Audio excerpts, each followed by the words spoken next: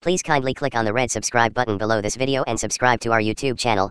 Thanks, God bless you as you do this.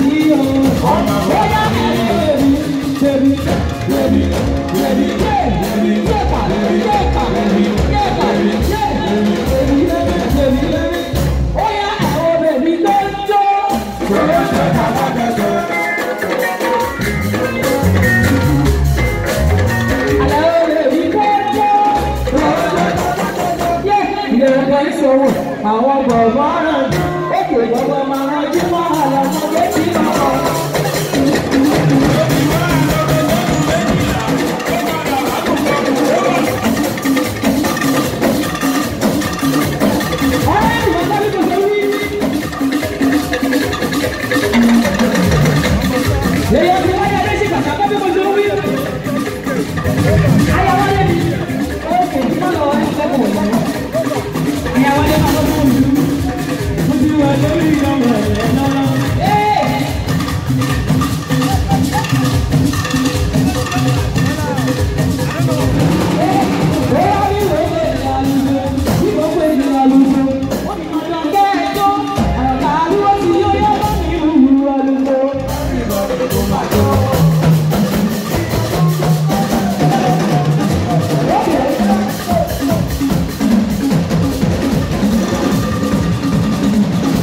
Thank you so much for watching our videos, and importantly, you need to subscribe because we drop videos almost every day. And how to subscribe? There's a circle here written Gua TV. Click on it, you see a subscribe button. Click on the subscribe button. That's all. And if you have a big show coming up, any event, you can call us.